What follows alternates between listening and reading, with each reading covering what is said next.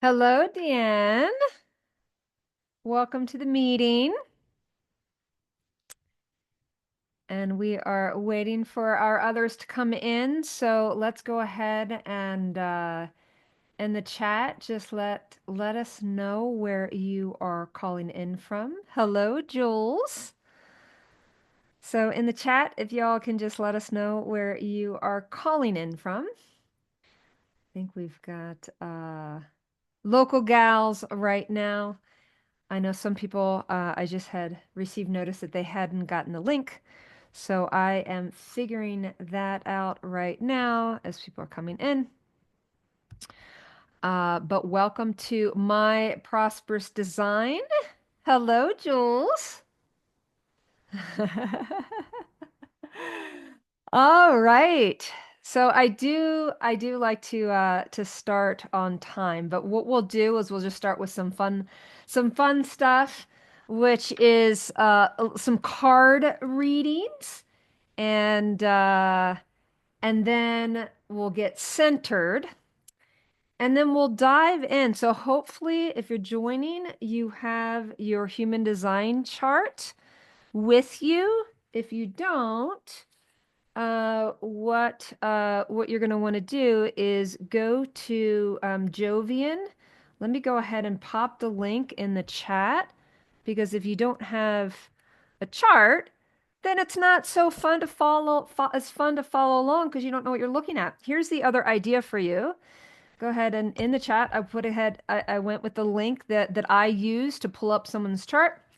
And the other thing is, if you have been studying this for a little bit and you haven't looked up family members, this is also a great call to maybe pull up like one family member.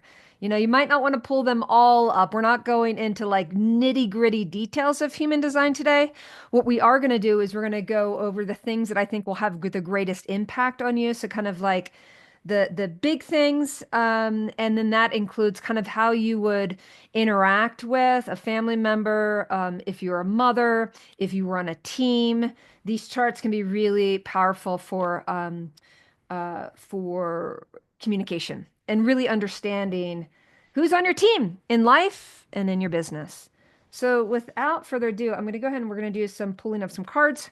Why? Because it's fun. It also gives us some time to allow me to admit some other people in.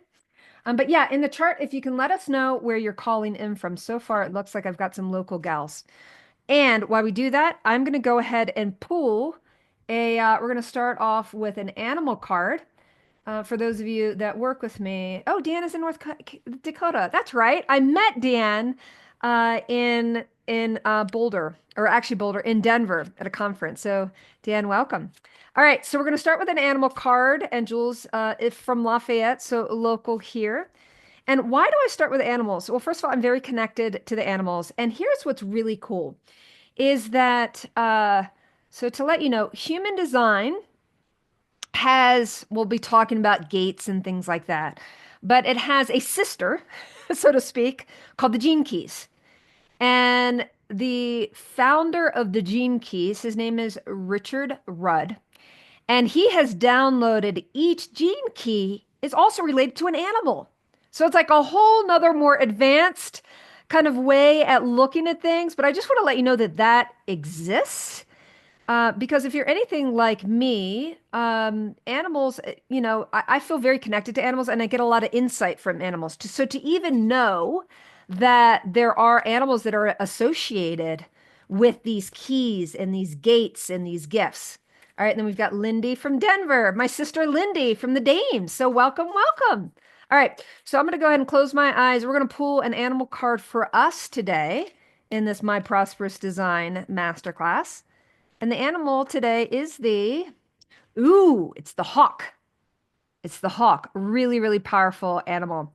So if you think of hawk is it's a visionary key, right? Like think of like the viewpoint of being high up in the sky and they have keen, keen eyesight and they can see their target. They can see where they're going from that high level vision.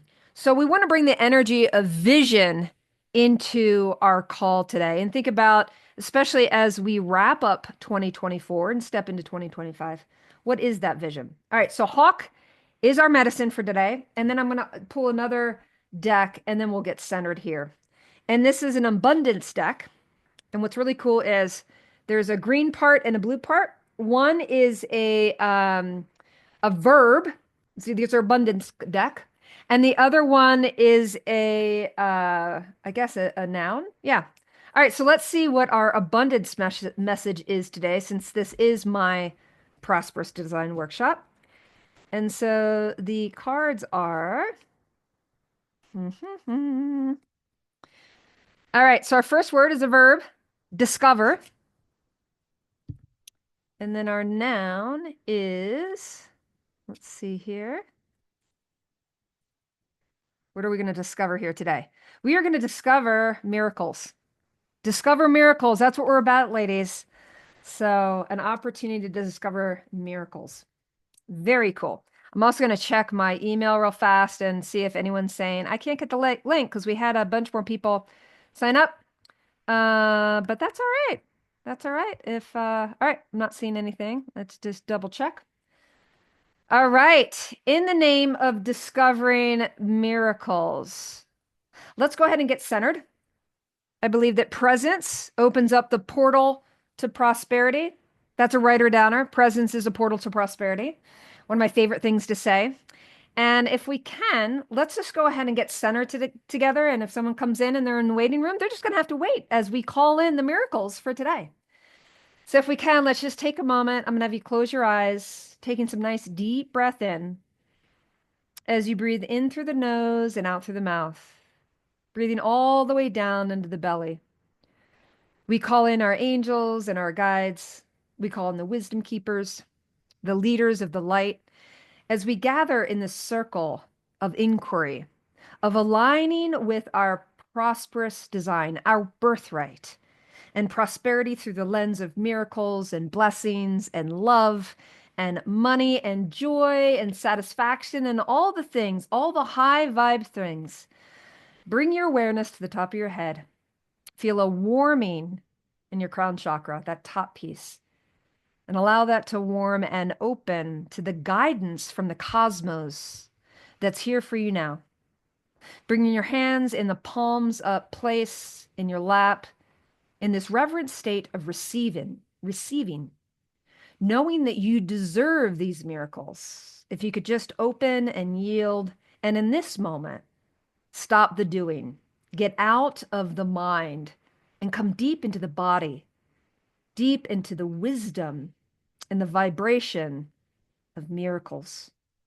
Let's anchor our energy all the way down into the center of the earth, feeling Mama Earth supporting us. Wiggle your toes, really feeling into that support, feeling that groundedness as we open up this beautiful channel of nourishment. See a column of light that extends from the beyond, where in which that spark from where you came. And you bring that energy down, down, down, down through your body to heal you, to balance you, to help you remember your purpose. And then also allow the energy to come up, up, up, like a wellspring from Mama Earth, Pachamama, supporting you in living out your purpose. Feel the energy rise up, up, up, up the top of your head. Beautiful, as we connect the Divine Mother and the Divine Father within each and every one of us. And then feel the energy of the circle, this sacred circle, and just feeling it move through you, feeling the support and the wisdom. Let's bring your hands to your heart, feeling the rise and fall of your chest. I want you to call in an intention, a feeling intention that you're going to bring to our group today and bring to yourself. What feeling do you want to feel when we wrap up this call today? Is it a feeling of joy, of peace, feeling of trust? Whatever your feeling word is, naming it and claiming it. And then you could open your eyes, relaxing your hands, coming back into the room, And well, I would love to hear what are some of our feeling intentions. And you can just unmute yourself. We got a nice small group, and we'll have an opportunity to meet one another. But what are your feelings intentions? Speaking into the circle. Ease and clarity. Ooh, that's some good stuff. We put it in the chat, Jules. Ease and Yep. clarity. More of that. What else? Peace. Peace. I love that. Yes, more peace, especially amongst the chaos. If you could put that in the chat. Mine is curious. Ooh, Curiosity. curiosity. I love that. Curiosity, a powerful, powerful word. And any other feeling words we want to bring into the circle? Mine's trust, right? Like the other day, I was pulling a tarot card and I pulled the Fool. And the Fool is the first tarot card. And it marks this like deep trust in the universe. Like here we step into the divine feminine wisdom of the mysteries of life. And it's the womb from which we all came. And the Fool has a deep trust of the universe. They're like kind of on the edge, like willing to just be curious and be all in. And so that trust and the curiosity of the unknown is powerful. All right. So we got some good energy in the group. I love it. All right. So you all should have your chart. Raise your hand if you don't have your chart, because we really need to make sure you all have your individual charts. Does everyone have a chart? All right. Perfect. Perfect. So let me give you an idea of what we're going to cover here. We're going to first start with kind of like the body graph and have a little bit of a landscape of like, what are you looking at? And then what we'll do is we're going to dive deep into the lines today, the profile line. So it'll be really fun. And I have a new visual for you that my graphic artist created. And I'm so excited to share because I'm a visual and kinesthetic learner. So when I see something, it really lands. Or when someone tells me a story, it really lands. So we're gonna be sharing some new visuals with you. So without further ado, let's go ahead and bring up a body graph. So I'm gonna do the little share mode. And we're going to bring up my chart because I give y'all full permission to look at my chart. And when we do, by the way, we are going to be launching another deep dive group program coming up soon. And what's really cool, what I love about community and why I love to learn human design and gene keys through community is because we're really inquiring and getting curious, like how are we wired to succeed and to be in more grace and more flow and have a deeper understanding of ourselves. And when we have somebody in community, when we can start to recognize, oh, wow, there's a manifestor in the room, or there's a manifesting generator, or there's a reflector. We have a deeper compassion and understanding that we're all wired differently. And one chart is not better than the other. In fact, we need each other to rise in prosperity.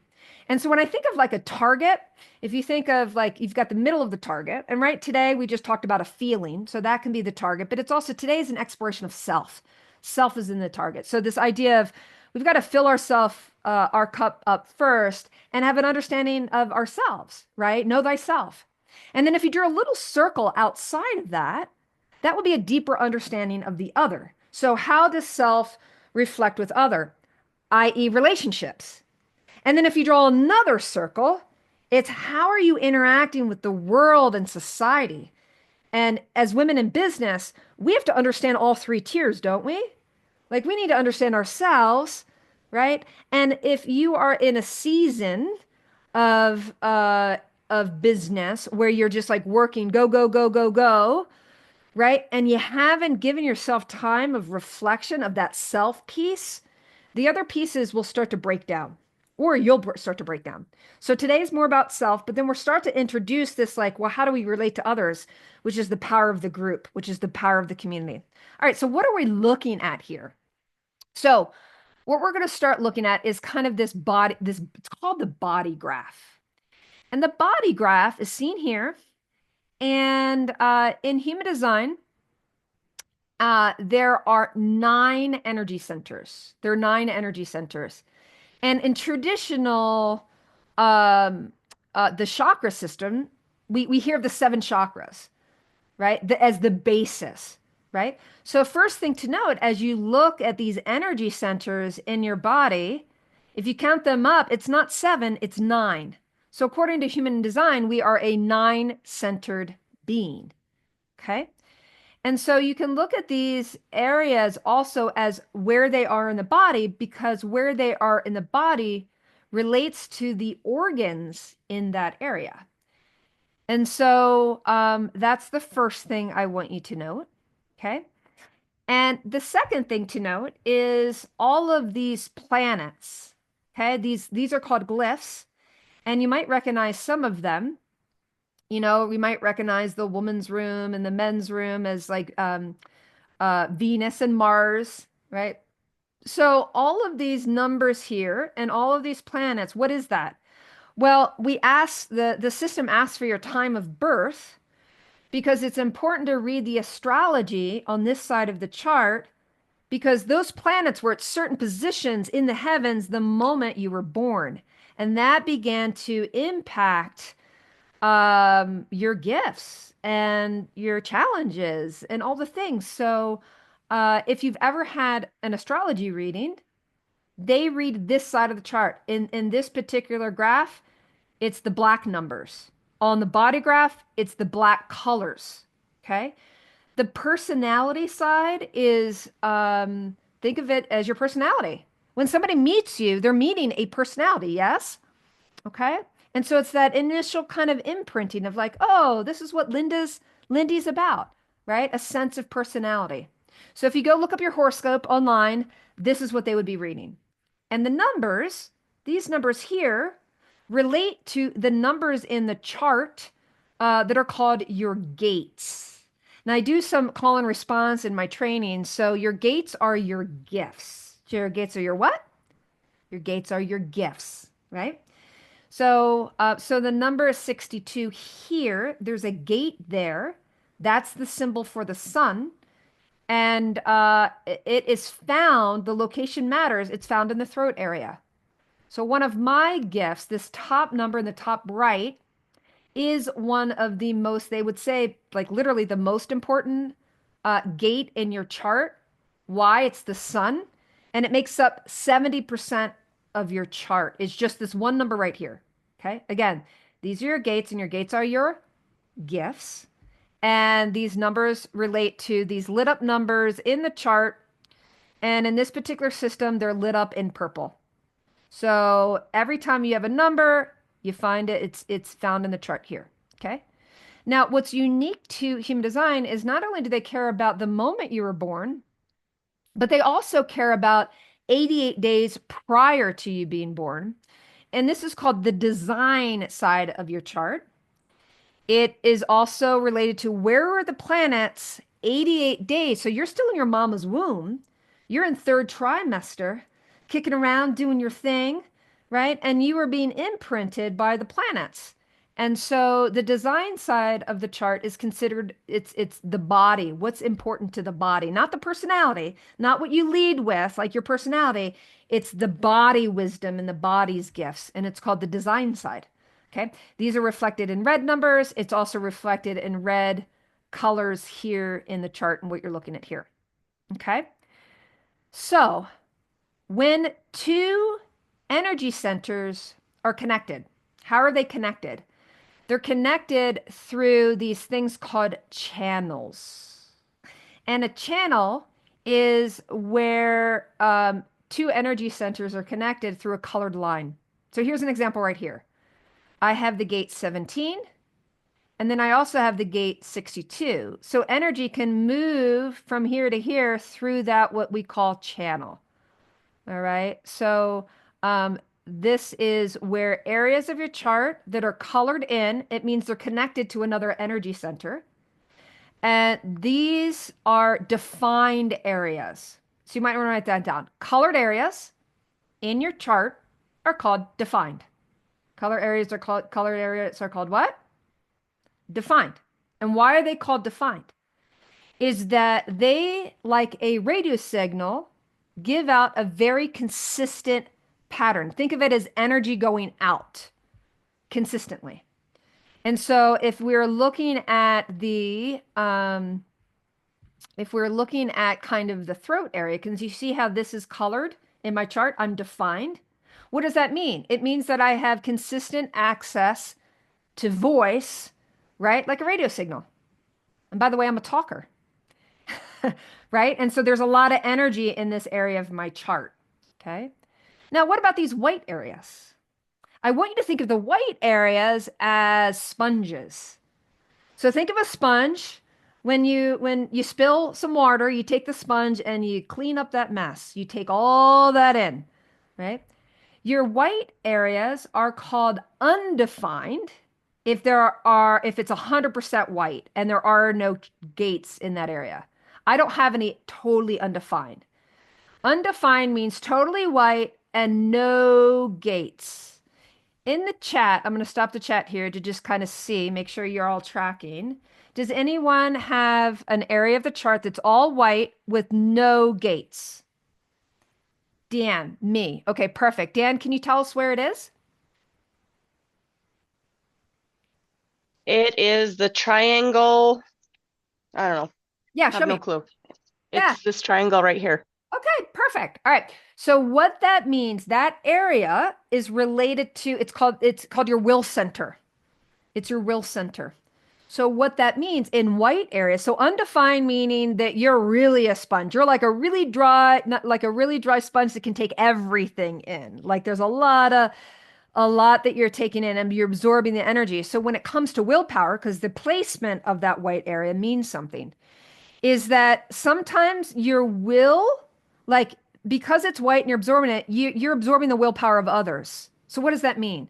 If it's white, it's less consistent. Remember how I told defined is like a radio signal, it's consistent. The energy in the white areas is not as consistent. So sometimes you'll feel like you have willpower and sometimes you don't. And it's okay. It's correct for you.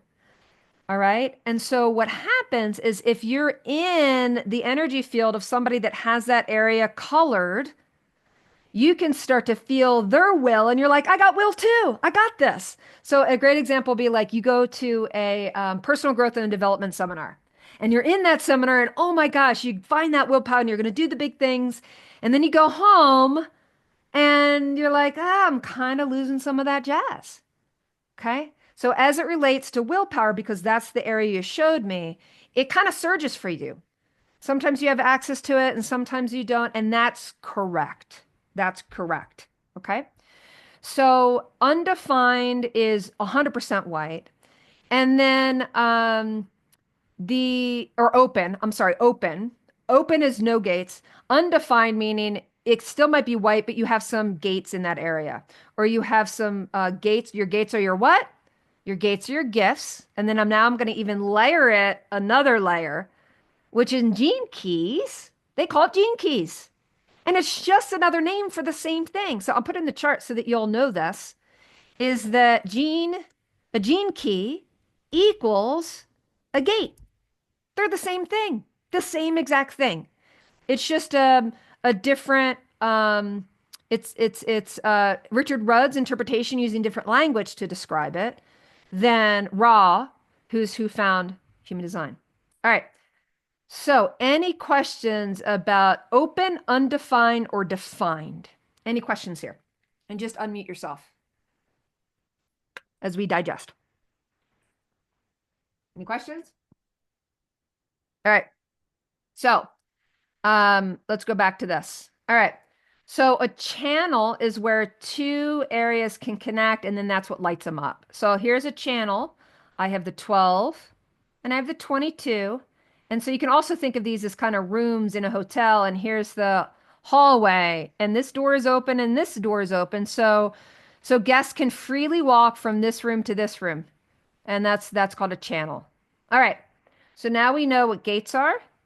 We know what these energy centers are, and to give a quick kind of overview, what are these energy centers? So this is the crown. This is called your ajna. So your ajna is where your third eye is. We can't see anything. Oh, thank you, thank you, thank you. That would be helpful. All right. So it's going over the areas. This is your crown. Uh, and this is where the pineal gland is active or not, or help, found. This is the ajna, okay, pineal. And I'm sorry, pituitary. This is your, all right, got them confused. I'm sorry, let me say that again. The pituitary here is here. This is your throat. This right here is considered it's called the G center. It's also the center of identity. Like, as you can see, I'm undefined here because I have this one little gate 15. And so because it's so open, sometimes I doubt myself. I doubt myself a lot. Like, who am I? What is my identity? And I'm constantly changing it. It's like I'm a chameleon. I can be a lot of different things. So if you're white in the center, this area, some of the shadow is you doubt yourself a lot of like the who am I versus someone who has this colored in. They're more consistent. This right here is your willpower. Okay. This right here is your third chakra, your solar plexus. It's related to your emotions. This is your sacrum, right? So area of creativity and sexual organs. Okay. This is your root. And then this is your spleen. This has to do with survival and immunity. So I know I went through that really fast. Let me do it one more time. Crown, ajna, throat, like expression, identity or G center, will center, solar plexus or emotional center, sacrum, sexual organs, root, and then spleen, which has to do with immunity and survival. Okay. All right. Let's move on to this part of the chart. Manifesting generator. What the heck does that mean? Let me stop the share and we're going to start talking a little bit about the different types. And I have another graph for you. So we're going to pull up my graph here. And in the chart, as I'm pulling up the graph, tell me in the chart who do we have in the room as far as type? So types are generators, manifesting generators, projectors, manifestors, and reflectors. So what do we have in the group? Oh, I've got a question here. Jules says, is black considered our conscious awareness and red unconscious? Correct, Jules. Yeah, black is conscious personality. Red is more unconscious and like body wisdom, right? And the more awake we are, the more we're in tune with those red areas. Okay. Diane, you said I have no colored areas. Okay. Um, Lindy is a projector. Jules is a generator. Yeah. Diane, is it Deanne? Am I pronouncing that correctly? Deanne. Deanne, you're a reflector. Woohoo! We've got a reflector in the house. So excited. Okay. I'm going to start Okay. with you because you're a beautiful unicorn. And I love reflectors. And you are here. Let me pull up. Jules says I never met a reflector because they're not very common. So we're going to actually start with Okay. you because when I run these groups, rarely do I get a reflector. Like I had a reflector in my Living the Limitless immersion last year, and it was so cool, right? Because not only could she bring so one of your gifts as a reflector, I'm just going to tell you, is that you are here to reflect back the health of the community, the health of the community. So when it comes to like community and gathering, like think of yourself as like a mirror, right? Or you could think of yourself as a sponge. Either way, that reflective nature, it's like the reflection of the moon. Think of a full moon reflecting the sun. This is what you do for others. You are like sampling the energies, taking it in a little bit here, a little bit here, a little bit here, a little bit here. And like the moon, you're very connected to moon cycles. Like the moon reflects the sun. Is if we were in a group and you were kind of to be part of this group for a full 30 days. After 30 days, you would have great wisdom and insight to allow us to know, like, what's the health of our community? How are we doing here? What wisdom do you have? And so this is an amazing superpower. Are you aware of that gift that you have, Deanne? No, I've never heard of it. Okay. All right. Well, this is a really beautiful, beautiful gift that you bring to community. And as a reflector, you only make up like 1% of the population. So reflectors live in a world of a lot of go-getters and action takers and people that like are moving really, really, really, really, really fast. And so reflectors can sometimes feel like, wow, like I need processing time, right? This whole world, they need to slow down. They're moving way too fast, right? Because as a reflector, you need to wait a full 30 days to take all the sampling in to make any big decisions for you, for your personal life, for your business life. So the MO of the reflector is wait. Just wait. And how you know if you're doing your, how do I say? I like to use the word alignment. It's my favorite word, especially as as a chiropractor. A reflector is aligned when they give themselves permission to wait a full 30 days to make any big decisions. Now, that's not the way the world generally trains you at all. Like, who tells you to wait? Just wait. You're like, what? Like, the world doesn't, the world was built for generators. We're going to talk about that in a minute because generators and manifesting generators make about 70% of the population. So let me bring up my little graph and then I'll show you. So happy to have you here, Dan. We're going to show you my graph of the other energy types. And it's so fun to start with the most unique, which is you here in the room. Okay. Do you all see a chart? And I'll try to make it bigger too. Yeah? You see it? Yes. Okay, cool. So, depending on who you study with, people will tell you there are either 4 types on the planet or 5. So let me clarify that because both are kind of right. So, reflectors where we started, again, about 1% of the population. We started here, and the energy field looks like this: samples, samples, samples. The reason why it samples is all the planets move across the heavens. And so it's like you will be most um successful in life is when you can feel, they're called the transits, as like the planets move through the heavens and you're kind of like feeling into the flow of the universe, very cosmic. And so as I said, you have a sampling energy field. And the way that you know that you're in line with the universe, you love to be surprised. Do you love to be surprised? I do, but it happens very, very infrequent. Okay. And it's because of that slower nature of of kind of like the willingness to slow down.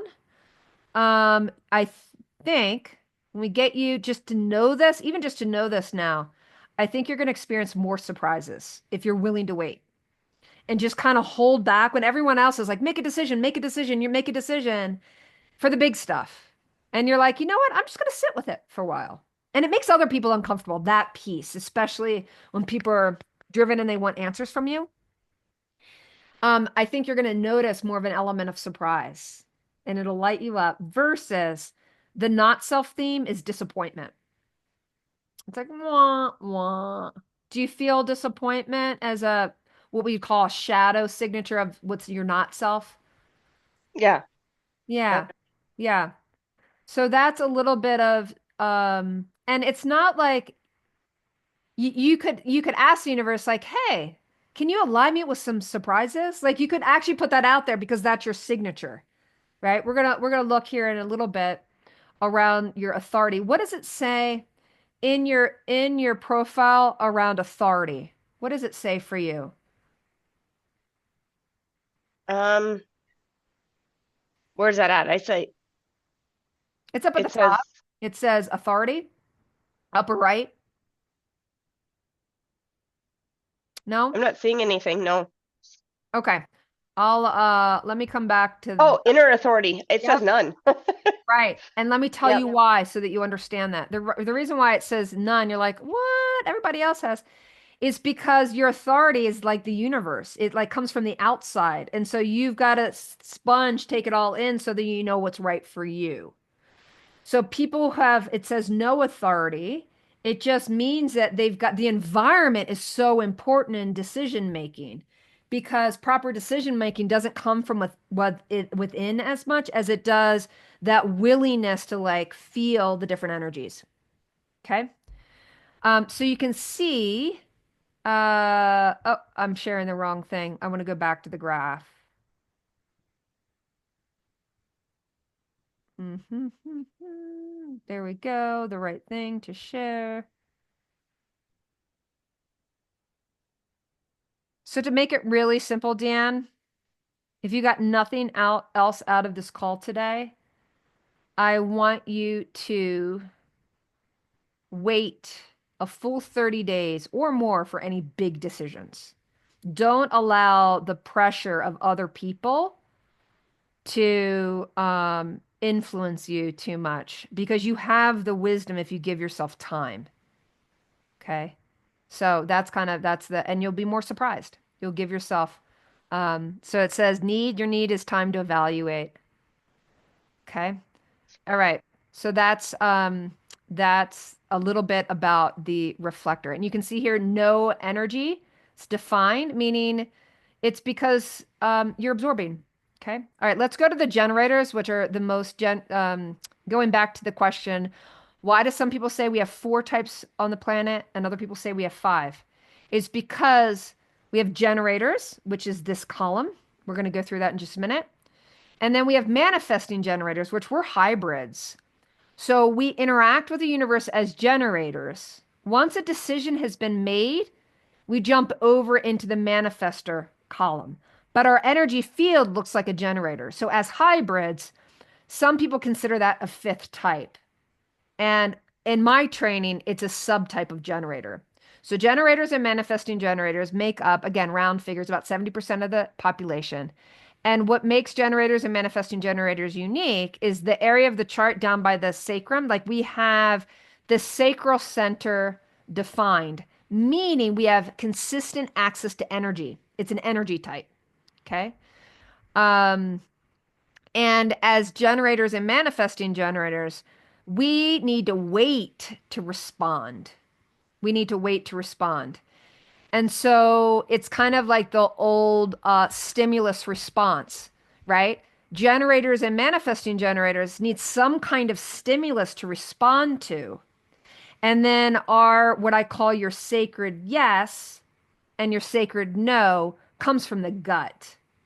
So for you, Dan, it'll be more of like a feeling, like you'll be like intuitively, like, this is for me or not for me. You'll just kind of, you have a feeling, you'll kind of know, right? Versus generators and manifesting generators have this energy in the gut that is it makes a sound as it responds to a yes or no question.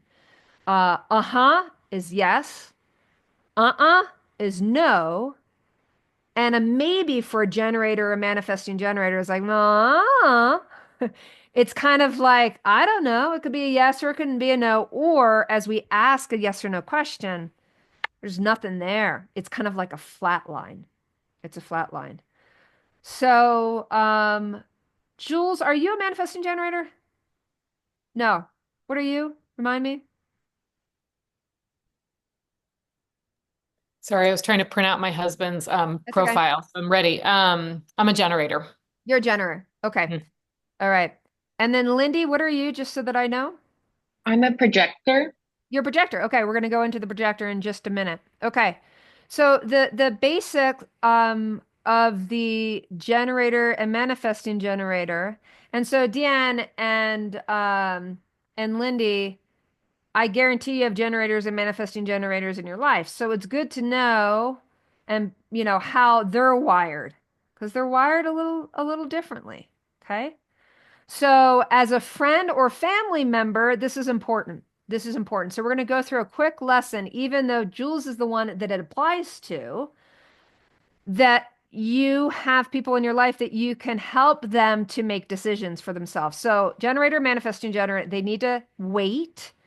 And they go, well, how long do I wait? Well, you either want to wait at least overnight, but a generator, a manifesting generator, the right opportunities will keep on coming back. It's kind of like the energy gets stronger. Like it's almost like there's nothing of a really truly missed opportunity because we have this magnet in our sacrum that calls in what's best for us.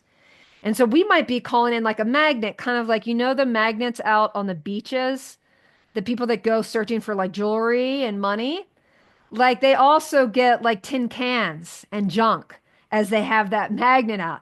So if we're in a low vibration, we might be magnetizing some crap into our lives. And it doesn't mean that, that's right for us. Like, oh, well, I got a sign from the universe that that's the person to work with. But if you haven't checked in with your gut, it might be not a good thing, even though you magnetized it. Okay. So what you want to do is you want to ask yes or no questions and you can have friends and loved ones ask you yes or no questions. And if it says sacral, then your gut will give you the answer. And the answer needs to be made in a sound.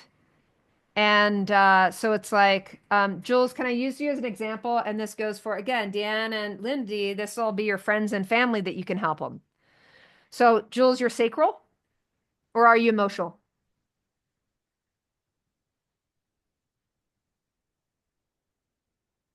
Or are you splenic?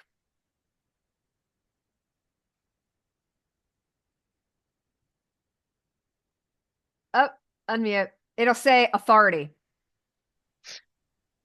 Um, It says inner authority. Sacral. You're sacral. Okay, so yours is real I simple. have like a couple different charts and they're like all organized differently. I see it Okay. now. Okay. Sacral. So you're sacral. So the answer, think of this. If it's sacral, the answer is simple. And so in your gut, so I'm going to have you bring your hands to your gut. I'm going to model what this looks like. And for the other women in the group, this is for your loved ones. We're going to ask very simple yes or no questions to start with. And give yourself permission to let go of the good girl that gets the answers right. Like the one that's like, me, and that wants to give an immediate uh-huh or an immediate uh-uh.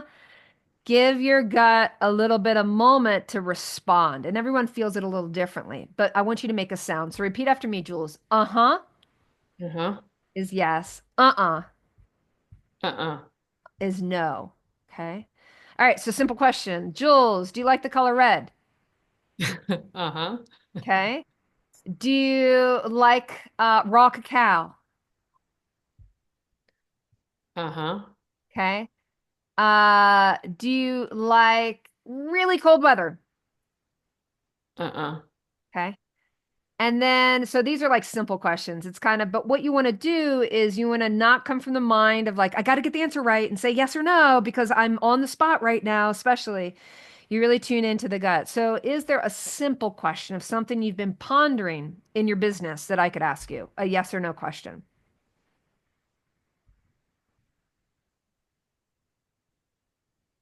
Hmm. I don't know. Not that I can think of at the moment. Yeah. Okay. That's It's fine. kind of hard. It is kind of hard. Like I feel like I do get this, but I don't necessarily feel it in the gut, but it's like, so I have to play with that a little bit. Like I definitely get Yeah. do I want a cold smoothie today or do Yeah. I want some warm something? Uh-huh, Yeah. Like I do that a lot with, Okay. Perfect. should I have a cup of coffee? Uh-uh. Yeah. So what I want you to do, especially with sacral, because sacral's simple. I'm going to tell the Mhm. emotionals for the emotionals in just a minute for people who are listening. But sacral's really simple, and your gut knows the way. And so I want you to think about this as like pre-verbal. So like when our kiddos didn't have the language skills yet, and they're sitting in their high chair and we're feeding them, we're feeding a little kid. And man, when they love, like Maddie, we used to call her sweet potato Maddie. So it's like, you want some sweet potatoes? Uh-huh. Right? But if you brought in like some spinach, she was like, uh-uh, right? Like we want to get back to the gut. And so this really is gut wisdom. And so the Mhm. invitation for you, Jules, is to start tuning in more. And you start with the simple questions that don't really have great impact. Like it doesn't really matter if you have super salad, right? But let's Mhm. say that you have a family member. Is anyone emotional for you? Like a generator, manifesting generator, emotional. Well, my two older boys are manifesting generators. Okay. And without looking, I'm not sure if they're emotional authority. Okay. So if someone is emotional authority, the same thing applies of tuning into the gut.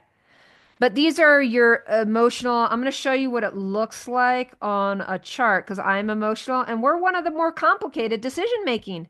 So, it can Yeah. be hard for those who love us that we're like, they're like, you seem wishy-washy. And it's like, well, we've got to ride as emotional surfers, we've got to ride the wave patterns, right? Because if you ask us and we're on top of that wave, we'll be like, uh-huh. And then when they're backside of the wave, we're like, uh-uh. And for those who love us and we're like, can you just be consistent? Like, what do you want? We need time.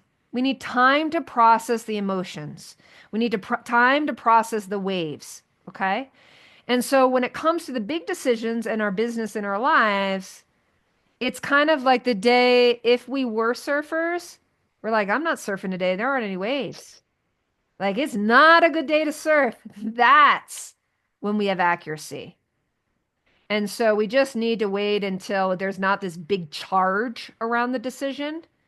And if we're willing to wait to the seas calm, right, then the gut will have accuracy. It'll be like a consistent uh-huh, or it'll be a consistent uh-uh. So we just need time to check in. And so a lot of emotionals start like really doubting their ability to get to a place where the sea is calm. And so it's more of like, think of it like Zen, like not so much charge. It's not like, yeah. So, I mean, you could be excited about a decision, but there's not this like strong attachment. All right. Make sense? All right. And then, projector, let's talk about you, Lindy. So as a projector, the energy, it's more pointy. And so it has a purpose. You're like the you bring wisdom to a group and guidance. You manage the energy of others. So you can think of this as I like to think of this as kind of like the sheepdog. If we're a bunch of sheep and we're grazing out on the field and we're kind of begin to start to get chaotic, you come in with that pointy energy like a sheepdog and you're able to nip at our heels and guide us to greener pastures. Your guide, your natural guide. The trick is that other people might be put off if you give that wisdom and that guidance and it hasn't been invited. And so it can have kind of the shadow of it is you may have had times in your life where you felt rejected because here you're just trying to share. You have all this wisdom and all this guidance and it's not being received because people weren't ready for it. Does that make sense, Lindy? Okay. All right. So your whole thing is, first of all, it's undefined. The sacrum is not defined. And you need to wait for the invitation. And so the invitation could be literally like, hey, Lindy, have you thought about coming and checking out the dames? I know you're in the, you're looking at the dames. And so you would just kind of feel into like, ooh, it's not, this is not, your decisions aren't going to come from the gut. Why? It's because that area isn't defined in you. It's more of like, oh, wow, that feels really good. Follow the vibes. Your whole thing is wait for the invitation and follow the vibes, right? And hold back this wisdom, your potent wisdom, because in holding back a little bit, people will recognize you're like, they'll be like, Lindy, what do you think about this? Right? And you'll be like, oh yeah, now it's time for me to share. Right? So your vibe is success, and Jules, our vibe for generators, manifesting generators is satisfaction. And then the non-self is frustration for the generators and manifesting generators and bitterness. And the reason the bitterness shows up is because of the times in life where you felt rejected because you were just trying to share your wisdom. And so a lot of projectors like, I'm not being seen. People don't see me. And so it's kind of like you're trying to like pour into them more, which it's better to just lean back. Does this make sense, Lindy? Yeah. Okay. So you're here to guide, and then generators are here to work and build and manifesting generators. And then manifestors, we don't have anyone in this group, but somebody just to know you might have somebody in your life. They make about 10% of the population. And they need to inform people. They need to let people know what they're up to. Okay. So their whole, and this is where the manifesting generator, we start as generator, we make a decision, and then we need to let people know what we're up to in that decision being made. So that's where we kind of jump ship into the manifesting energy. So the manifesting energy is really their manifestors. And it's kind of like their energy pattern is what's called closed, meaning they are here to repel the things that aren't for them. So they're like parting the Red Seas to get to try to experiment and to initiate the things that they're up to in business and in life. So you can see here their energy centers. They have an energy, non-energy, I'm sorry, non-sacral motor. So they don't have that energy in the sacrum, and they have the throat lit up. And their success, their signature is peace. They'll feel peaceful, and they'll bring peace. Bring peace to our organization. But they can get really angry in their not self because if they're not actively letting people know what they're doing and informing, a lot of people can get frustrated because they're out there parting the seas and making things happen, and people are in their way and they don't get them, and they're initiators. They're initiators and they initiate. So they are here to lead. Okay. All right. Any questions about some of these types? Or Jill says both of my older boys have emotional authority. Do you notice that they follow that wave pattern? I'll have to pay attention to it now. Okay. Yeah, I would say it's a roller coaster. Yeah. Yeah. Watching them is like being on a roller coaster. Okay. Totally. Totally. Absolutely. So yeah. And yeah, so the emotional, and again, it's like as a young person, um they're developing. They're developing. So as a mama of an emotional, give them time to respond, right? Because you have access to that sacrum, which is like an immediate uh-huh or uh-uh. That's the biggest thing. Is give them some time. Give them some processing time. That's really it. All right. So, next thing we want to talk about is the profile lines. And I'm so excited because I've got a new um chart for y'all. I gotta pull it up though. Let's see, profile lines. Here we go. Okay. So let me tell you where it's coming from, and then we'll kind of go through. Okay. So I'm going to start with this image, which is the image of the house. Let's see if I can make it bigger. Oops. That's too big. Ah, I want it to be, let me see if there's another way to share this. Give me a minute here.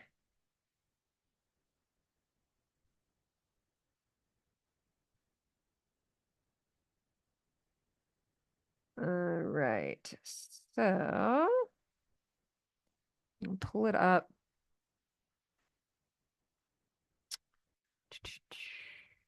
House. Here we go.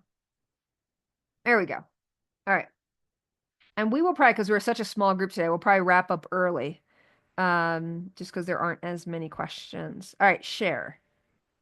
Human design. All right. All right. So do you all see a house? Do you see a house, Lindy? Okay, cool. So in your profile lines, this is made up of the first number is your personality. And those numbers come from the personality side of your chart where it has a number by the sun sign. So in black, there's a sun sign, there's a gate, and then it's a dot number. And then if you'll notice, the one that looks like an X with a round, which is the earth on that side of the personality, it's a gate and then a dot number, and they're the same number. So Lindy, what number are you? What's that first number? Also in the profile, it'll say a number slash another number. Yeah, mine's 19.6. 19.6. Okay. And then in your personality, where it says your profile lines, it says Uh-huh. 6 That's your first number. We're going to talk about that in a minute. And then what's Yep. the second number? 3. Okay. And then the three, you and I were talking about this. I remember this. The three comes from the red side of the chart, where the sun in red will say dot three, and then the earth sign will say dot three. So Yes. that makes up a 6-3 profile. And then Jules, what are your profile lines? 3-5. Yeah, so you're what I am, 3-5. So we've Yeah. got a 6-3 and a 3-5. Okay. So the six, Lindy will resonate with our three energy because as a six, if you have anyone that has a six in their profile, younger in life, they actually show up as threes. So keep this in mind for people who have six in their profile. Younger in life. When I say younger in life, it's kind of the first phase of life, which is goes up to right around 43, 44. Things start to shift as we're kind of moving into age 50, is that we'll start to move into jump into that six energy. And I'll explain what it means. But anytime you see a six in a profile, if someone's like 44 years old and younger, they're going to be experiencing life in that line more as a three. All right, so let's go through all the lines and what they mean and how they show up. Okay. So in these profile lines, the first line, I want you to think about this as the foundation.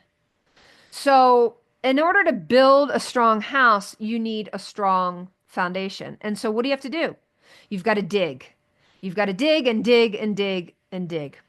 So, our first line are the investigators. Line one is also the creator. Okay. So, I want you to imagine underneath this house is our line ones. They're in the basement. They're in the basement creating things, asking lots of questions, and they need that basement time to be alone to create. All right, it's the one, and so they're very curious. Lindy, I think you brought curiosity to our group, right? So the one line is going to be really curious. They want to know how the world works. Whatever it is that they're interested in. They want to know how it works, why it works, all the details. They're great researchers. And because they're foundational to build a strong house, they give off the vibe of trust. Why do they give off the vibe of trust if they're in the highest vibration? Is that let's say we hire them for something. Let's say they're a realtor or they are a um, scientist. We know they've done their homework. We know they've been digging, understanding whatever it is that they're passionate about. They'll know the ins and outs in it. They can tell you possibly if they're in science, like the Latin terminology, like all they'll be able to geek out with you, right? They're down there doing all the research.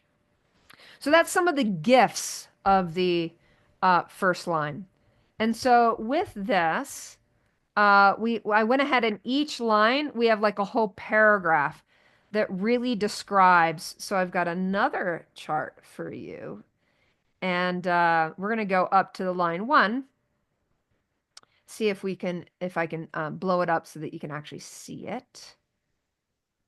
No, not that one. We want this one. Okay, so your line ones. Here we go. There's also, I think, numerology comes into this too. Okay. So here, and you should have this as a handout, but we're going to go through all the lines. And as I said, you know how they're made up now. They're from the personality side lines and then the design side. And there's only 6 lines. It relates to the I Ching.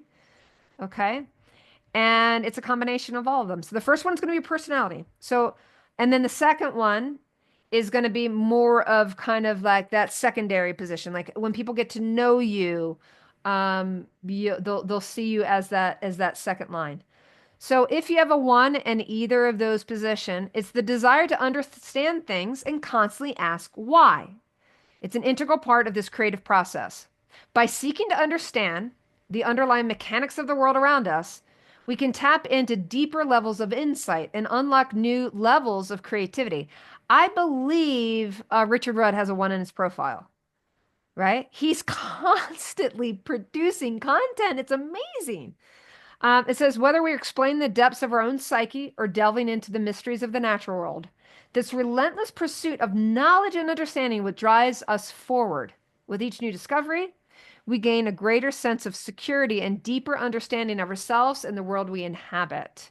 The superpower is the ability to investigate, find answers, and help others to feel safe. So, question for you ladies. Every gift has a shadow. What do you think, if that's your superpower as a gift, what might be the shadow? Researching, researching, researching. Why, why? Maybe like Not not seeing the big acting. picture. Oh, sorry. Can you hear me? Yeah, Jules, go ahead. I was just saying, like, maybe it's like getting stuck in the research and not getting into action. Yes, Is that it? bingo.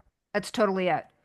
It's like this, it's never enough. It's like, it's that business owner that's been researching nutritional supplements for years, but they have yet to put their program together and out in the world because they never feel like they have enough information. So data makes them feel safe. Data makes other people to feel safe in their presence. But there's a point when enough is enough and it's time for them to share their wisdom. So it's that person that's really not getting this superpower out in the world and we need them sharing this knowledge. So said differently, it might look like analysis paralysis, right? To get it right. So that would be the shadow. Deanne, what numbers are you? 6 and 3. 6 and 3. Oh my gosh, two 6 and 3s. You and Lindy are the same. Okay, so that's the one energy. All right, let's move into with our house. Let's move into the next area of the house. This is going to be your line twos. Okay, so as our house metaphor, the line two in traditional human design is called the hermit. It's the hermit. The hermit is kind of inside the house. They're on that first floor. And the hermit, if we were to look at a home, the curtains would be open and we see the hermit. And here would be the example of the hermit. The hermit is sitting at the piano, and you might hear music coming out from the house of this beautiful music. And you're like, wow, what a gifted soul. And we just kind of see them and we see them in their awe. And we're like, wow, they're so gifted. I want to be like them. And we might go up to them and be like, how do you do what you do? And they're like, I don't know. I just kind of do it. Okay. This is your hermit. So your hermit is also called the natural or the gifted one. And they're very gifted in a certain area of life, and it comes very natural to them. And so the hermit also, as the name implies, they don't necessarily want to be in a spotlight and they don't necessarily want to be seen. They just want to do their thing, whether it's like crafting or it might be marketing. It could be a number of different things. But we all know those people that are just like really, really talented and gifted. And for them to really craft their skills and to continue do their gifted thing, they do need downtime. That's the hermit energy. Like they need to give themselves permission to just go into that house and just do their thing. Okay. So that's the energy of the two. Also, I want you to think in numerology, the two is pairs, the 1 2, right? So the two does really well in partnership often. They love to be in partnership, sharing their gifts. So even though they like their alone time, they tend to be really good in partnership. And so here is as it's described, and you do have, I'm going to keep the screen where it is, but I'm going to read to you the hermit. The number two embodies partnership and fluidity, right? They have that fluid, they're gifted. They're just like in flow, whatever their gift is. encouraging us to dance through life with ease and grace. There's also they tend to be in that fluidity. Sometimes they do like to dance and move their body. It's about bringing our inner flow out into the world, allowing ourselves to express ourselves freely and naturally. When we do things with a sense of ease and joy, we become mesmerizing to those around us. We get lost in the dance. They're just kind of doing their thing, effortlessly moving through life with a sense of purpose and direction. If something feels difficult or challenging, it may not be our path, as the things we are meant to do come to us with ease. It's important to focus on doing what we love and what we are good at, finding joy in the process and the journey. When we are in flow, everything feels easy and effortless, and we are able to fully embrace the joy of the dance. These are your dancers of life. So their superpower is partnership and flow and dancing with life. It's like them doing their thing. Okay? All right. Let's move into 3 energy, which we've got a lot of 3 energy in the group today. We've got 2 6 3s. So lots of 3 energy. And so, the 3, if we look at are you all seeing the house still? Are you seeing the house? Yeah. Okay. So the 3 energy is about, it's called the Martyr. And then when you look at the house, can you see how it's a stairs? So the first line's in the basement, the second line is on the first floor, and the third line, they love the experience. They want to go up to that second floor. They're like, I'm going to the second floor. So they're here for the experience. So they'll walk up 5 steps and then they'll feel like, oh, get backtracked. So they're up 5, down 3, up 2, down 1. So in this rise, they're just trying to get to the second floor and they want to experience all these experiences. And as a result of that, they're here to truly experiment with life. So they're going to mess up. Said differently, they can bump into a lot of things in life. And I look like really more recently, because I lead with a 3, you do 2, Jules, you're a 3 5, I'm a 3 5, and then we have 2 6 3s in the call. So lots of 3 energy. Every single person in this room right now has 3 energy. And so the reason why it can, in the shadow, we can feel like martyrs because we try so many things and a lot of things don't work, right? And we can get in that shadow state of we've tried everything. No, you haven't. The question is of the things that you've tried, the gift of the 3 and the gift of the martyr is not to be a martyr. I did this and I did this. The gift of the 3 is to uh, mine the gold. Mine the gold. So, of that going up 5 steps and down 3, what did you learn? What are the 2 steps that you did gain? And so, as children, if our parents, as 3s, are like, oh, just stick with one thing. Oh my gosh, it drives a 3 insane because they want to experience different things. And also in business, they want to give people experiences. And they're really good at the 3D realm. So the 3D world is the physical world what we live in. So 3 people are very much, again, it's kind of like we want that embodied physical plane experience. So here's how it's described. The number 3 encourages us to break free from predictability and challenge our notions of what's normal and status quo. It asks us to let go of our preconceived ideas and allow different people and scenarios to come and go, even if it means embracing change. They love the energy of change.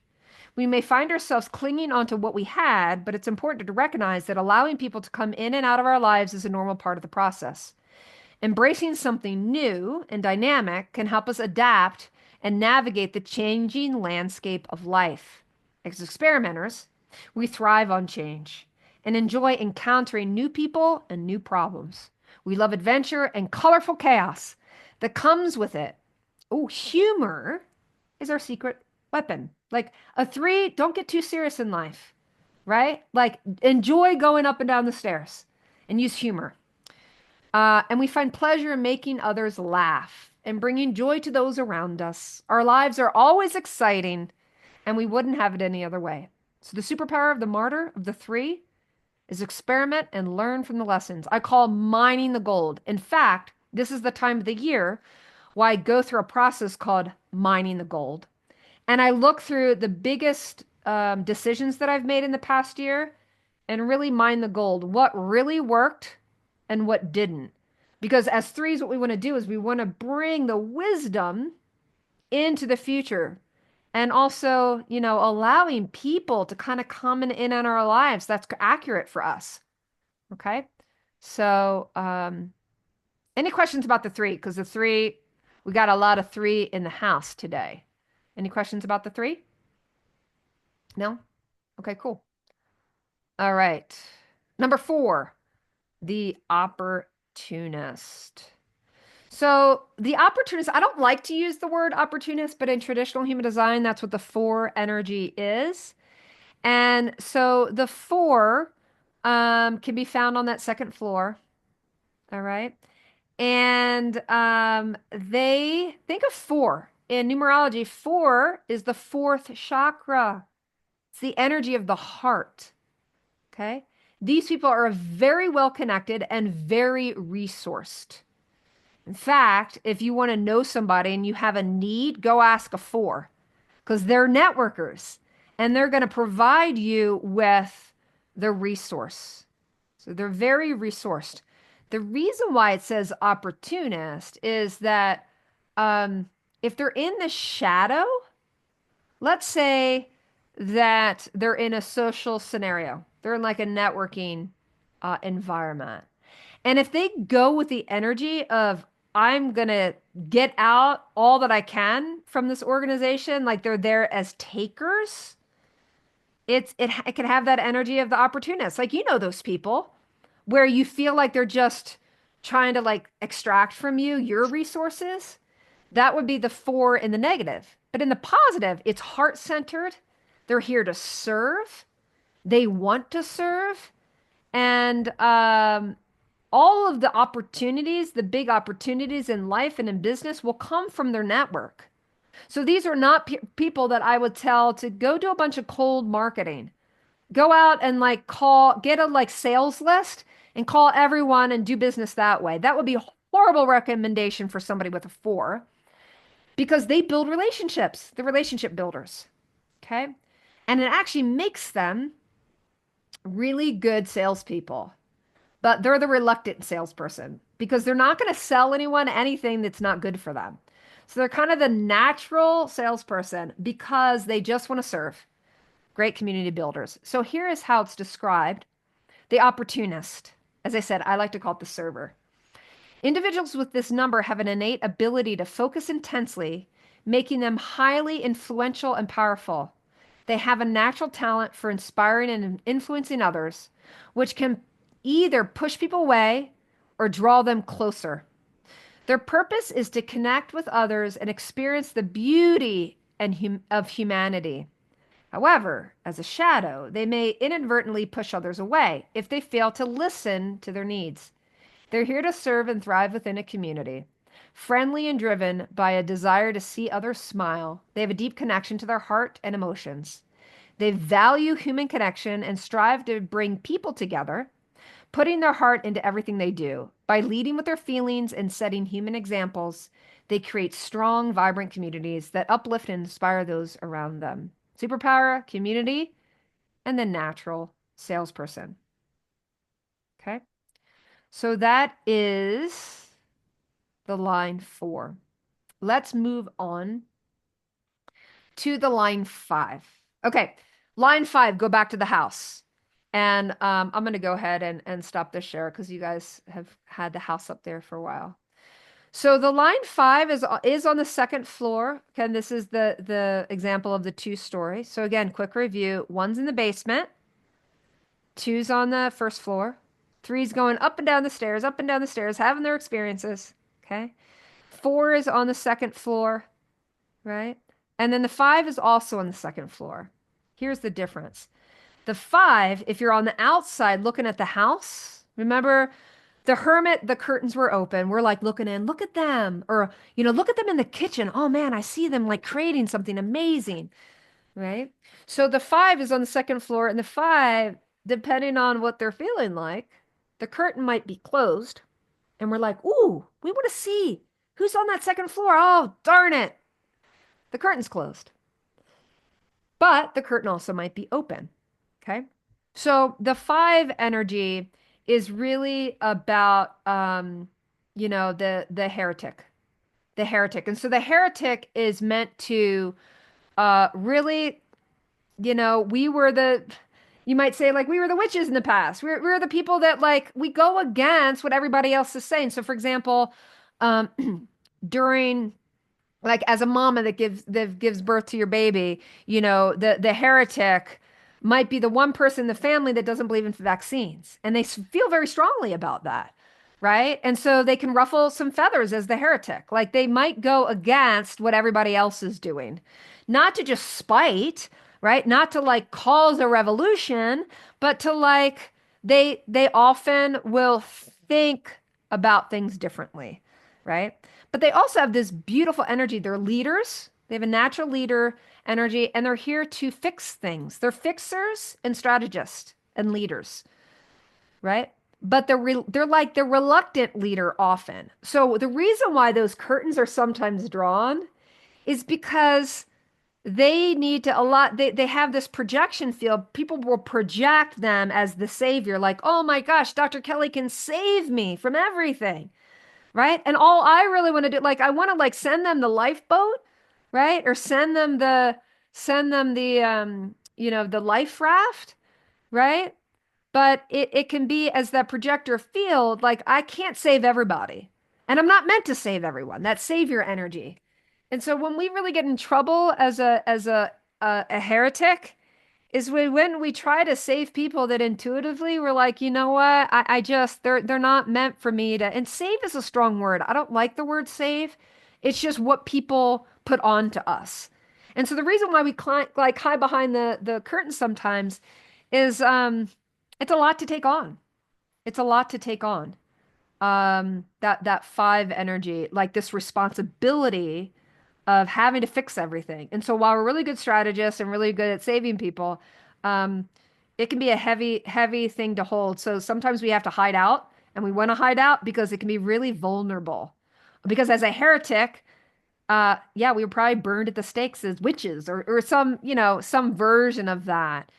And so because we don't necessarily follow the herd, people can put on a lot of their stuff, right? So on in the social media world, like, we've got to develop some thick skin to be able to open that curtain, share our truth, share our leadership, and know that we might get a lot of slack for it, right? And so that tendency is, can I just hide out? Like, I don't want to be all. So it's actually correct as a five to, like, give yourself permission to hide out sometimes, right? In that leadership, give yourself, like, you don't need to take it all on all at once. But so that curtain opens and closes for the five. All right. So let me go ahead and read as I describe the five, the fixer. Individuals with the five and a heart-centered approach have a practical and solutions-oriented nature, making them highly effective at bringing people together and creating strong communities. They have a deep understanding of why things need to be done, and their practical wisdom enables them to offer effective solutions to complex problems. As leaders, they bring a human touch to their work and are quick to fix problems. Their insight and availability and ability to create practical solutions are highly valued, making them respected problem solvers who can uplift and inspire those around them. Practically, here to see if something can be of use in the world, creates efficiency and understanding, greatest capacity to be the most outwardly successful, but they are solutions oriented. They know why things need to be done and the easiest way to get the job done, fix things, and can get there pretty quickly. So the superpower is the savior to solve problems. So that's the energy of that. All right, the last one, which we have two women in the room, which is the six energy. And so the six energy, if we look going back to the house, the six is the role model. They're not even in the house. And so as young people, they're sitting on the rooftop outside of the house, looking at all the other rooftops. They're visionaries. They can see things that other people can't see. And so as visionaries and as role models, growing up, sometimes they feel really misunderstood. There can be a lot of trauma in their life. And so, said differently, they can have a lot of that three energy of trying different things and having a lot of experiences. Um, and then they're really hard here though, is to come off that rooftop and time-wise, like ideally from as they're entering into their 40s and 50, like they really are here to be a role model for society. So all of the wisdom that they share, right? It's they have this omniscience. It really is amazing to be with someone that has that sixth energy. Um, but they have great wisdom to share. They're wise, wise men and women. And so I would say the challenges of the shadow state could be just the frustration with like all the challenges that they've had in life. And if they were to hold it from the standpoint of staying in more of that victim state of like, nobody gets me, no one understands me, why did all this happen to me? Versus, oh, this was fuel so that I can teach others from all the things I've learned, right? Like deep, deep role model. So that is the essence of the six. I'm going to read it to you. It's also the teacher, right? The wise one, the teacher. In traditional human design, it is called the role model. So individuals with the number five have a practical and solutions oriented nature, making them highly effective at fixing problems and creating practical solutions. They have a deep understanding of why things need to be done, and their practical wisdom enables them to offer effective solutions to complex problems. They are heretics who challenge the status quo and strive to see if something can be of use in the world. Their capacity for efficiency and understanding makes them outwardly successful, and they know the easiest way to get the job done. As leaders, they bring a human touch to their work and can uplift and inspire those around them. Superpowers is the visionary leader, here to be the role model for humanity. And so some of you might say, well, it seems like there's a little bit overlap between the five and the six. And what I would say is the six can be really, really fantastic at like train the trainer model, right? As a possibility. Like they have such a high vision, um, that really can um, transform the role from the world from the role model that they are. So let's go. Yeah, Jules said, let me go back to that. So when we were talking about like being rebels, we both have that five energy. And one of the ways Jules and I have gotten to know each other is when we were pregnant with our babies, we chose a midwife and we had the same midwife, right?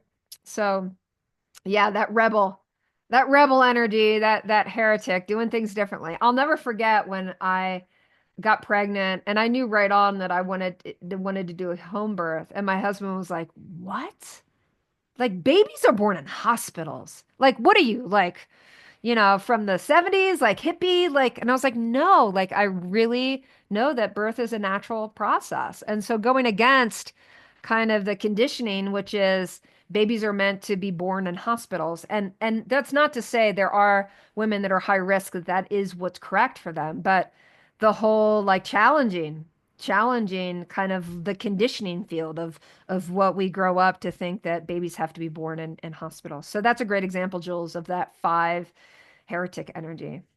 So I know we had a small group today, which is fantastic. And at the same time, I know it's hot, the holiday season, and so there's a lot going on and a lot of meetings and all of that.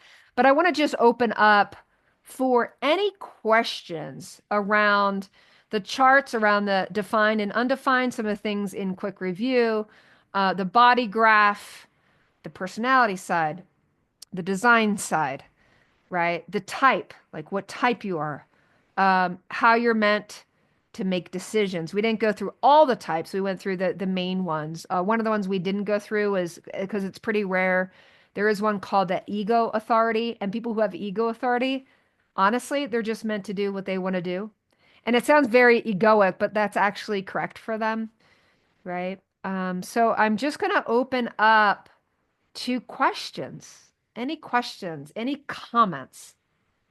Kelly, this has been really amazing. One question just came up. Do all manifestors have an ego authority or no, they don't. They can have emotional authority or any like a manifestor can have any of the authorities. That's a great question. I'm trying to remember. I don't want to say definitively because I'm like, because you have me questioning. Well, they're not going And to be that's they're okay. not going to be sacral. No, they're not going to be sacral, not going to be emotional. Why? Is because they don't have well, they're not sacral because they don't have that sacral tied in. Can a manifestor Oh, be well, you know what? I'm actually getting this confused with a manifesting generator because I'm thinking about my boys. so the manifesting generator will be sacral or emotional. Okay, okay. Yeah. And then the other thing that I read that I didn't want to like, ruffle feathers, but Yeah, I think it's what I read, that Donald Trump is a manifester. And that wouldn't maybe surprise me. and if he has an ego authority, I Oh my wonder. gosh. Yeah, that wouldn't surprise me. And I think He's I have like, heard that. Yeah, exactly. It's like it's kind of that the ego authority. So my sister has ego authority and is a manifester. And she's a 3-5. So we align with the 3-5, but like as a manifester, I really get why for so long as an ego manifester, I didn't get her. Like I really didn't get her. And I remember when I first introduced her to it, she's like, that's not me. That's not me. And so it's just been fascinating because manifestors only make up 10% of the population. And now that I understand, I go, oh my gosh, this makes sense. Like I have a deeper compassion and understanding. She's an initiator. She's an initiator. And the thing about a manifestor that I love is that when, especially in the group setting, when they initiate and they let you know, like, for example, you're like to a manifestor, hey, what are you up to in the world? And they share, their sharing like initiates all of us. And it's kind of like it's like a wake up and it can create more peace in us. Remember, mm, their signature is peace.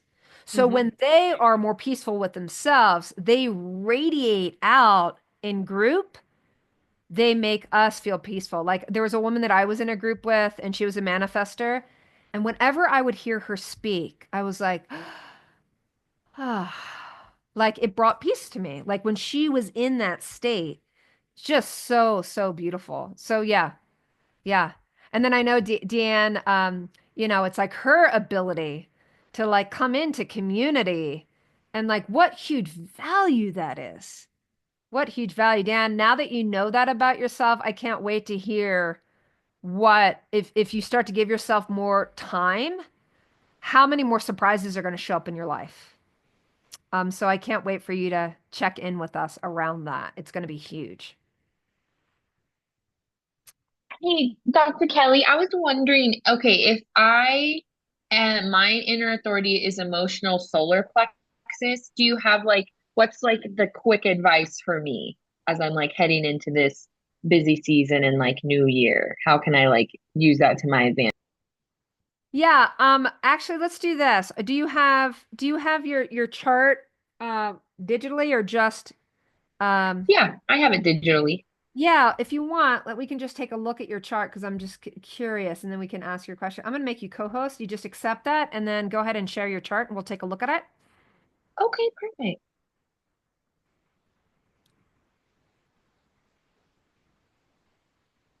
Can Okay. you see it? Yeah, absolutely. So you're a projector. So whenever just to let there's a quick teaching as we talked about authority, I'm going to do a quick teaching here. Can you guys see my little red dot or my red arrow? Or no, because you're the one that's sharing. So let's look at this. So on the bottom right, you can see a triangle that's brown. Yeah, that one. That's how we know in order of importance, if somebody has that area, it doesn't matter what type they are. If that area is colored in, they're going to be emotional. They're going to be emotional. Okay. And so basically, the emotional means that you want to ride your emotional wave, right? And meaning it's still that kind of like, all right, like don't make any big decisions until the storms are more calm.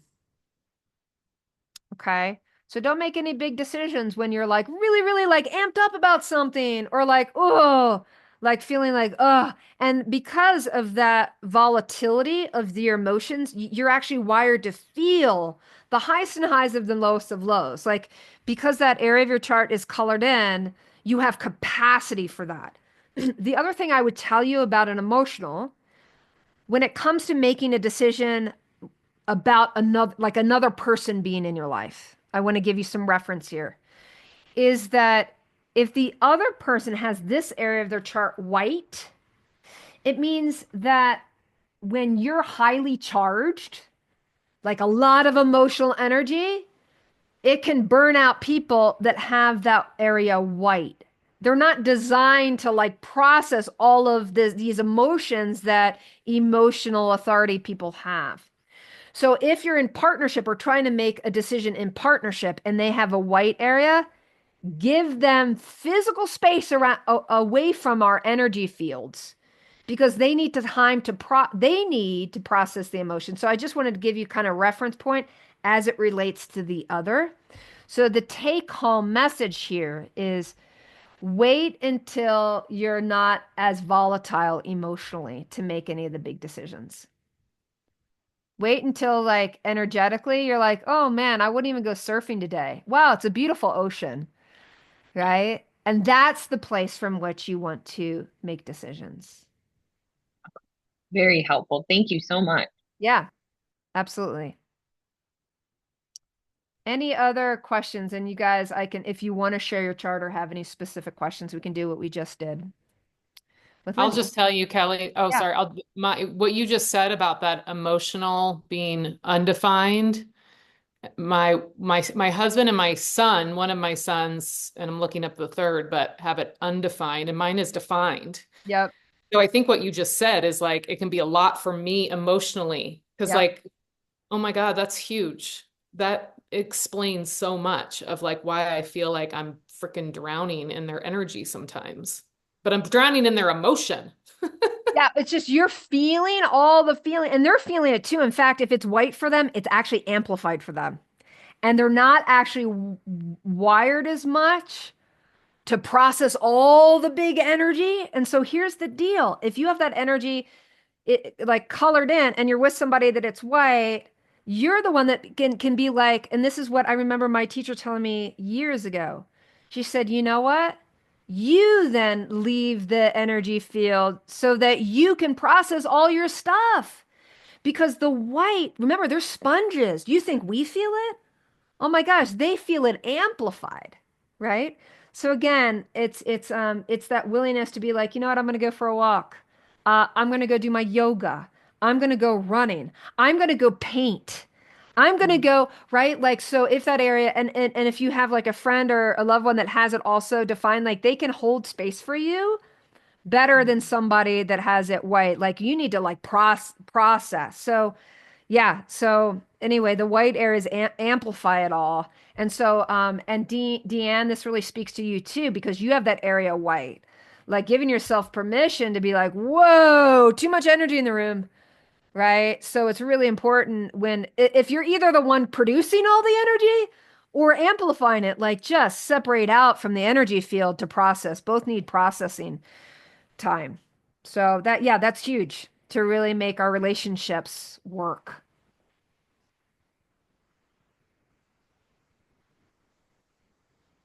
Good bit there. Any other questions or comments? And yeah, as I said, feel free to, if you want to share your chart. I'm gonna, if you don't mind, Deanne, are you able to come on camera at all? Are you able to do that? Because I have a question for you, and I guess we could do it in audio only if you need to.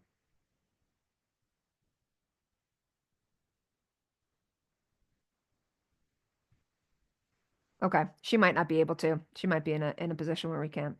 But it's so cool to have Deanne here as a reflector because they are rare ones. And my take home message to Deanne and any other reflectors is to or if you have a reflector in there in your life, they generally often are trying to keep up with all the generators. And like one of the ones that I had in my group program, it was like the message like slow down. Reflectors slow down. And what's fascinating, and I'm not going to, I'm hoping not to complicate things, but let me just throw a little thing in this circle, which is there is a way to look at your chart which actually you just look at the energy of your design and just the energy of your personality. As the chart that you're reading is the combination of the two and how everything is put together. But I am a reflector, a pure reflector on my design side.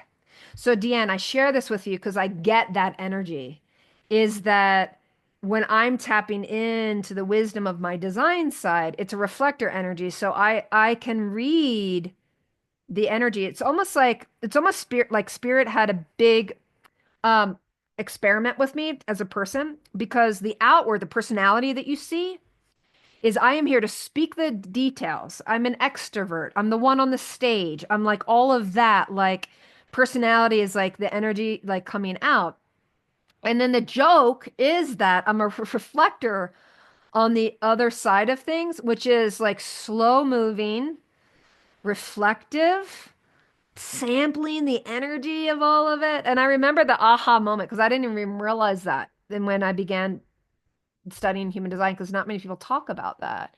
And it was this aha moment of the cosmic joke that I'm meant to be really slow and wait 30 days. This isn't true. Like when it comes to authority, I'm an emotional authority, and that's how I meant to make a decision. But this undertone of the reflector, this undertone of this, the body, my body really needing me to slow down. Right. And so it's kind of a cosmic joke for me. Like when I saw that, I was like, oh my gosh. Jules, how do you figure that out? In the chart that I use, my online, I'm sorry, my app, I'll show you, what's the name of it? It's the app that I use and it shows both sides of the chart. And you just have to turn your phone to the side and it shows you both of them. So it's the Human Design app, premium is what I have. And I'll show you, I'll actually pull up on the screen what it looks like. If you're just starting to study design, you don't need to go into this, believe me. But do you see how there's three designs? The one in the center is the one that we are reading today. And then there's one on the right, which is, or the left, the red, I'm the reflector. So anyway, it's a distinction that's like, it just blew me away when I discovered it with my trainer. And I was like, whoa, I see the cosmic joke, right? Because they're opposites. Yeah. But anyway, that's more of a detail. That's me. Again, I'm here to speak the details. That's my sun sign, 62.3, an experiment. Okay. All right. Any other questions? Hey, Kelly, do you Yeah. have any advice for a 6'3" who's not in her 40s? Like I haven't entered my like Yeah. uh high priestess teach the world era. Yeah. Um, So, yeah. So just curious. So how old are you now? I'm gonna turn 35 in February. Oh, fantastic. That is such an awesome time of life.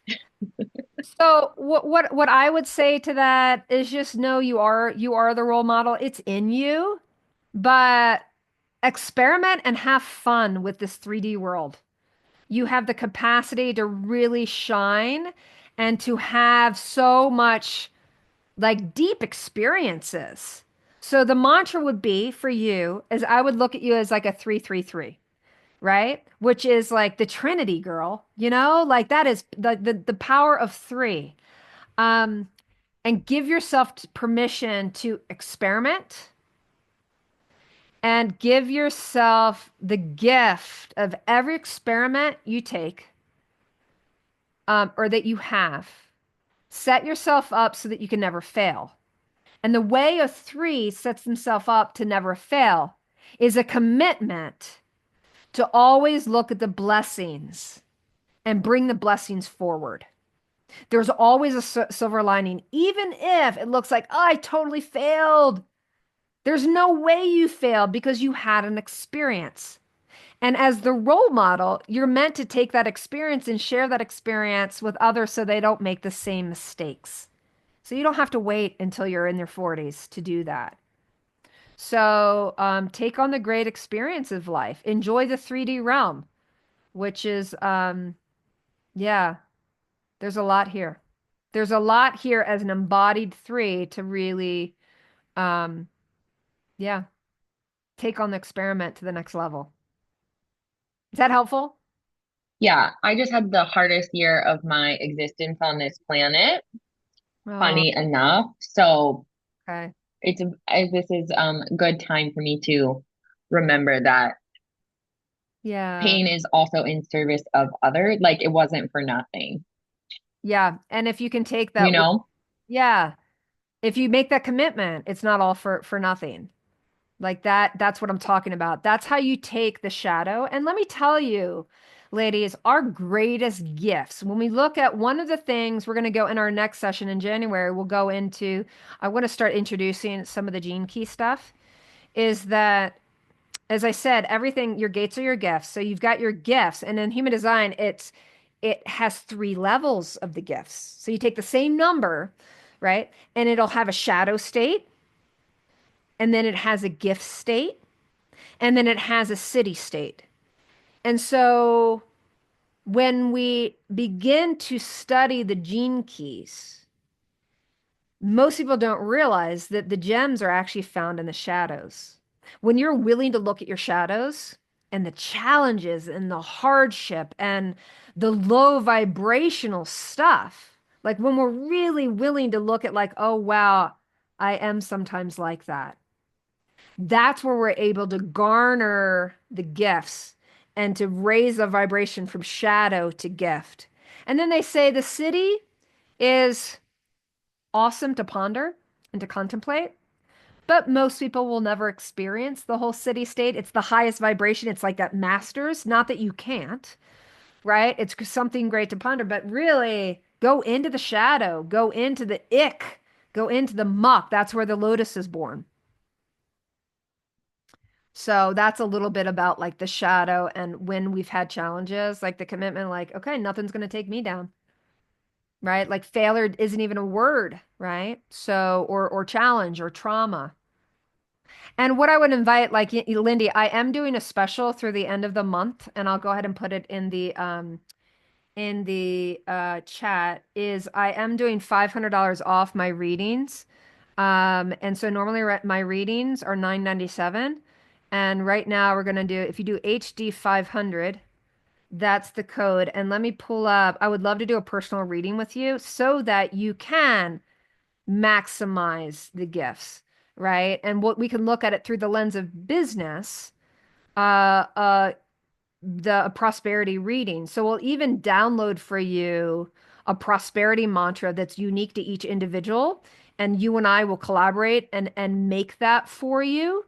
And it's really, really powerful, so that you can start using that and aligning with that. And then also looking at what is your ideal structure? You know, what are your ideal clients? What is your ideal messaging? All of that can be found in the human design chart, and it's unique to each individual. So I'm going to go ahead. I'm going to pull up that scheduling link.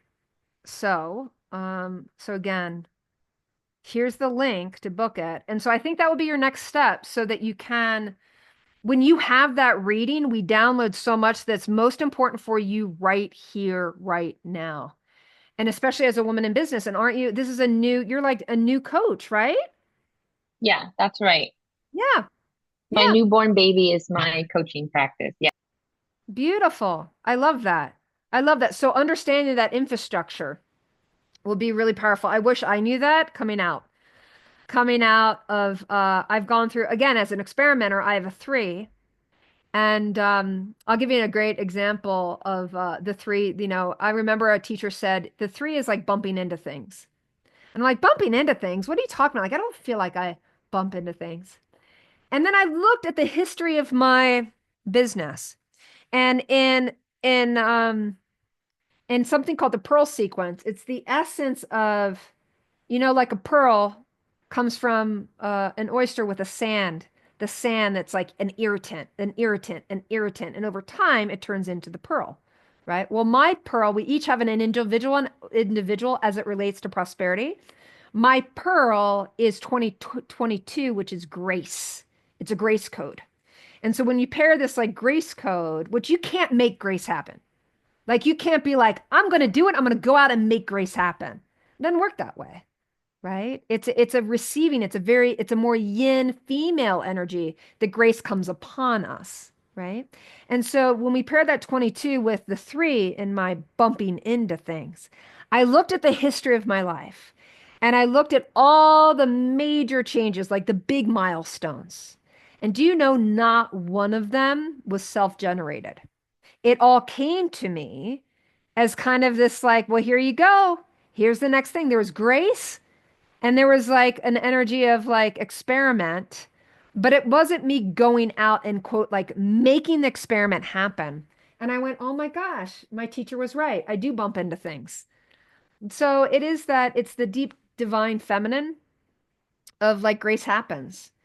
And so, as this 3, just noticing is like there's a component of that when you understand how you're wired to succeed. As that 3, you'll like bump into a lot more things that you're like, oh my gosh, you couldn't conceive of it, right? Because the ego wants to make it happen, whereas grace is just boom. So, anyway, these are all things as I said, I'm gonna bring together. We're putting together a high-end group. We're gonna do this inner mystery mastery program so that we can deeply explore this and explore it in community so that we can really align with our purpose. So that's what's up. All right, that was another bit. Any other questions? Or are you guys feeling pretty complete for today? Pretty filled up. We went over a lot of stuff. Kelly, can I see your beautiful face? I know you have a sick one, but I haven't seen you for so long. If you're able to, we got Kelly Hall in the house. She's a patient of mine from way back when. So you talk about the experiment. I was a chiropractor. Then I was a coach, right? And now I'm doing more of the speaking and coaching. Hello, Kelly. I just want to get your voice in the room and say you are loved. And Hey, I've got to know what's your type? I'm the generator. You're the generator. And do you know your Yeah. numbers? It was 6-3. You're kidding me. We had 3 6 3s in the house today, and then a 3 5 Crazy. 5. That's crazy. That's crazy. Well, it's so good to see you. You too. Absolutely. Fantastic. All right, ladies. Well, I like to wrap with a golden nugget. And Kelly, we're going to start with you since you're on camera for a hot minute. What would you say your golden nugget is? The thing that stood out most in today's immersion class?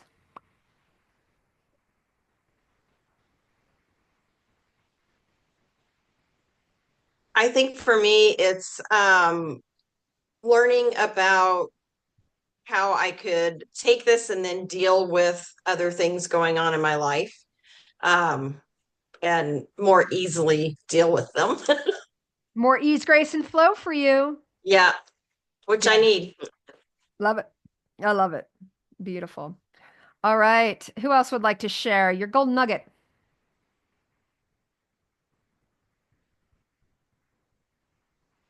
I think my golden nugget is I remember being 10 years old and my mom telling me, "You're right about a lot of stuff, but grown-ups don't want to hear it from you, so shut up." Like I remember her telling me like, "I know you're right, but people cannot hear it from you." And so I felt this kind of role model teacher energy from a very young age. And it feels so validating to be like, yeah, you probably are right, but like, wait for the invitation to share. Like, that's what my mom told me so long ago.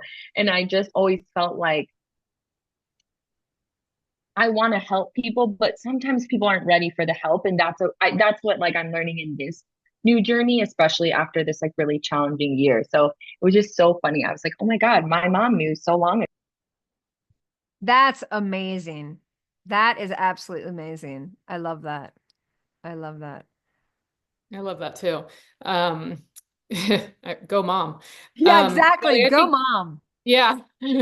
And I have a projector son too. So my takeaway was the heretic being upstairs with sometimes having the curtains open and then really needing them to close.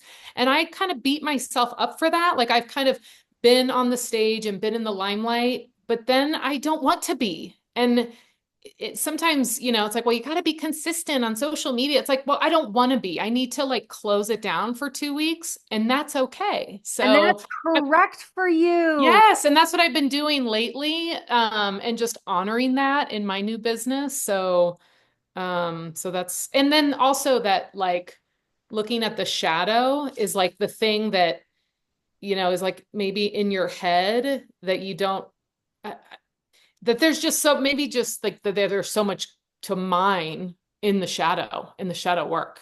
So Yeah. that's kind of like what I'm kind of taking forward to.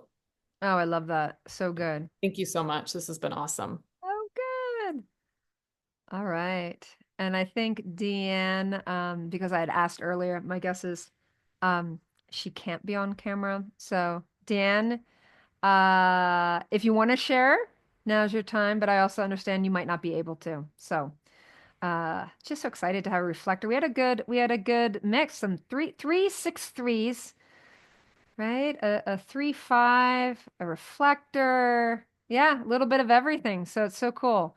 But yeah, I'm committed. I'm committed to really helping women in business and high-end C-suite women. Like, let's get aligned.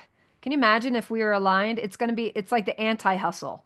And it's also deep compassion for ourselves. I'm so hard on myself. I think a consistent message I get from my husband is like, "You're so hard on yourself. You're so hard on yourself." I'm like, I know. I know. And so to be seen in a community and saying, oh, wow, well, that's right for you. Like you, Jules, of like, yeah. So for you, it's like social media. It's like maybe, for other people, like you need to go live once a week or whatever. Well, maybe it looks like you go live when it feels right. And you have recordings that you could put up that somebody else could put up for you for that rhythm. So there's ways to get around the rhythm that you can be seen, but you don't actually have to show up. So that's one way as an example as that 5. Yeah, I have great resistance of I don't want to be all out there all the time. I want to close the curtains and hide out. All right. So what a great gathering. The next time we are gathering, we already have it on the schedule. So let me let you know when that is. It's in January. Again, I want to start looking at some of the gene key work because it's so powerful. We're going to do that January the 14th. So if you want to mark your calendar, January 14th, invite friends, family, same time, 10 to noon. And I also would love your insight and wisdom, whether or not would you be interested in a high level group that on a regular basis is going deep and supporting each other. And again, it's like I think a lot of this is the love and the compassion that can we have for one another so we can release the baggage and shame and guilt and all the stuff that's not us. That's the conditioning field. That's where in our chart where we've picked up on what everybody else said that we should do and we should on ourselves, right? It's like we've got to just stop that and like be our unique spark. That's where it gets really fun and to have a community love up on you on a regular basis. So that's the portal that we'll be creating. So on the back end, reach out to me and let me know if that's something that you're interested in. I love to create this in a way that best serves those that are interested. So I have my idea of what that could look like, but I also would love, your input. So we're putting that together. All right, ladies, fantastic, happy holiday, and what a joy it was to have you in the room. So see you guys.